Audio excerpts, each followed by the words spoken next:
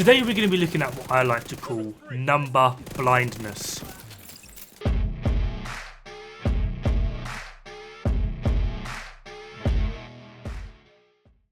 Now, I had intended to do a video on this beforehand, however, I was then sent a video which a lot of people are going to draw conclusions to. However, we're going to do kid gloves today, okay, because technically speaking, what has been said, there's nothing wrong with. It's kind of like the delivery and the inexperience kind of thing, which hopefully we can just tweak and adjust. So like I said, this was already a planned video, maybe not for today, but at some point. However, I was then sent this video. Yes, I'm aware, identity, however, like I said, kid gloves. Now, the premise of this video is quite simply, he has found a way, utilising Scooby's amazing spreadsheet. I've already spoken to Scooby about this as well, before people want to jump down that bandwagon, or jump on that bandwagon, I should say. We've both come to the same conclusion, although mathematically it is correct. What people are missing is how. And that seems like a really simple question, but when you look at spreadsheets a lot, and trust me, this is not an attack on identity, but considering he has now found Scooby's tool and is utilising that in with his builds and his making of videos, which I am all for 100%, you are now able to back up your claims with actual bloody math. Great. Honestly, fucking love to see it. However, what you now need to see or understand is what you put on a spreadsheet isn't always the reality in game. Now, there are actually, and Identity used one of them, two really good examples of this. One of them is Backfire. The other one is Lady Death. See, Lady Death is admittedly very, very powerful. The problem it has, and a lot of end game players have with it, is just the overall uptime of the talent. So herein we already draw one huge problem. So the build in question here is this: 4-piece strikers, Cody's Master Fox's Prayer. I did a little bit of jigging around because he went for the mid Cody's buff for some strange reason. I've gone for the short. And the big question here is, can Lady Death on this build outperform Ouroboros? Yes, by about 4.5%. However, there's one huge glaring issue. This is assuming that we have basically a permanent uptime on 200 stacks, as well as permanent uptime on the Lady Death buff. Now, the Lady Death buff is very, very powerful. However, there's one slight problem. In order to maintain those amount of stacks, particularly on something like Lady Death, your best option is the ACS 12 stacking. Problem is, the moment you swap off Lady Death, you lose all of those buffs. So when you swap back to Lady Death, you start with 0 buffs. That's what this looks like. That's a 40% drop, which now means you need to run around like a lunatic.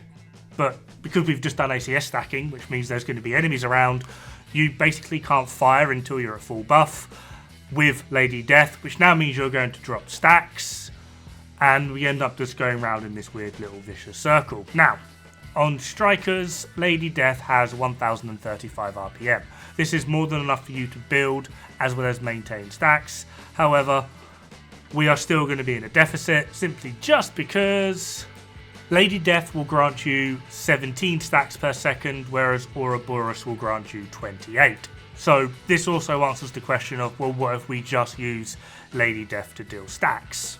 Well, that's what this is. This is after 1 second, Ouroboros with 28 stacks, Lady Death with 17 stacks, as well as the full Lady Death buff.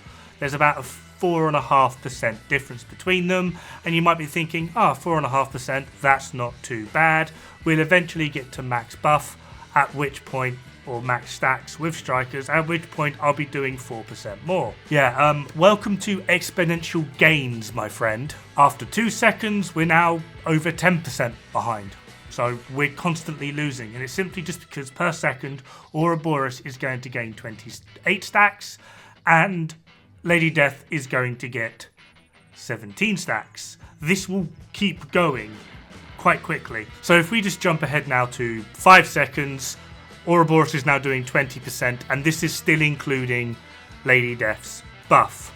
Now, for this, I haven't actually factored in 1, stack decay, 2, the amount of stacks lost during reload. However, this is actually going to play a minimal part, simply just because Ouroboros actually reloads a lot faster than Lady Death, which actually just leans even more into Ouroboros' favour in being able to build up those stacks even quicker. The long and short of this is understanding that although on paper you can get Lady Death to outperform Ouroboros, during play and how it works with play, can you actually in-game get Lady Death to do more than Ouroboros? No, not a chance. Not going to happen. Sorry, Chief. Now again, I'm actually really happy that he started using a spreadsheet, especially Scooby's. Scooby definitely needs more notoriety for the work that he is doing on his spreadsheet.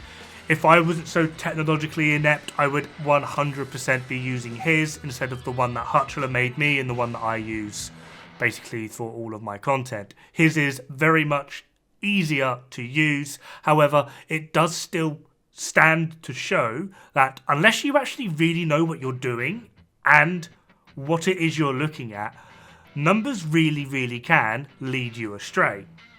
Just in this example, yes, again, Lady Death can potentially, under the exact right circumstance, which I very much doubt any of us are actually going to be good enough to even do, simply just because even from like a build perspective, running chest and backpack for strikers in the open world or even in heroic missions is a bad way to go.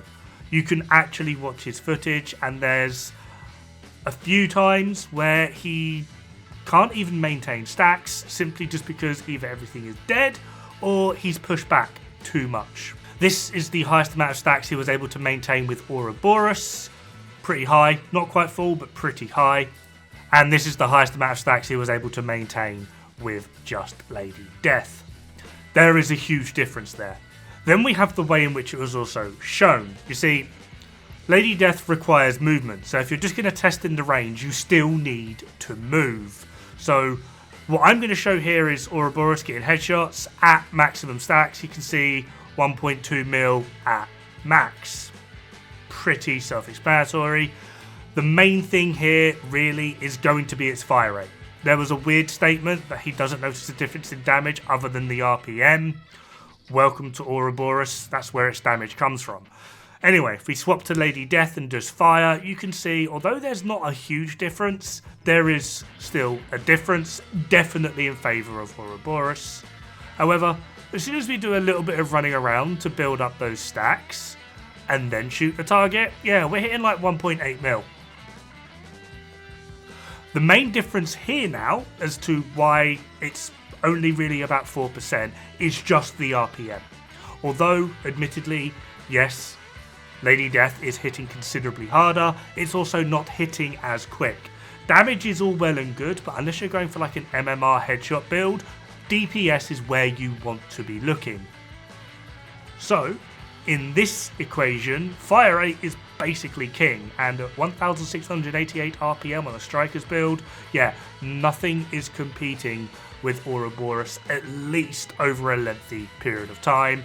For a one magazine period, if you're able to get to this point of maximum striker stacks with maximum buff on Lady Death, yes, for that one magazine, Lady Death will do 4% more, but then immediately after that, you're going to be doing 40% less. Arguably, well, not even arguably, absolutely not worth it. Just to show, if going for maximum damage number over fire rate was a good way to go, then we would all be using good old backfire here. Now, obviously, and again, just to show, one thing to take into account is the amount of time it's going to take for me to build up this amount of stacks, the amount of DPS I would have lost building up the stacks, which Ouroboros just doesn't need at all. However, once we're able to get to pretty high stacks, I mean, a body shot, we're hitting 1.8 mil already. Look at that, 1.8 mil, 1.7, 1.8, and if we go to headshots, we're doing over 2. over 2 million a headshot with backfire. But obviously, no one's going to use backfire. Anyway, it is really good, like I said at the start, to see you start using numbers and actual data in your videos, being able to back something up. However, at this point, you just need to be mindful that just because you can get XYZ damage on a spreadsheet doesn't mean that you're going to be able to do it in game. After reviewing your footage, at all points you were between 60 and 28% lower than what you would have been if you had just put Ouroboros on. 1, higher DPS without the use of having to run around like a lunatic with Lady Death. 2, faster and easier stat gains, as well as a lot easier to maintain it. This isn't me trying to be a dick and tell you you're wrong. Technically, you are right. Lady Death can do more than Ouroboros. However, you really need to think about when. When is that going to be possible?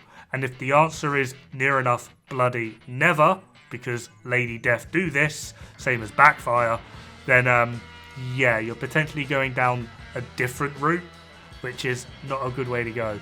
Anyway, hopefully we've learnt something from this collectively, because I have made this mistake many times. We're not going to talk about the about my ACS pummel incidents, and IKEA came out of nowhere and went, nah dude, you're being a dickhead, which yeah, sometimes we need to leave our mistakes lying around so that people can point and laugh at us. But anyway, have fun, good luck, don't die, it's bad for the health.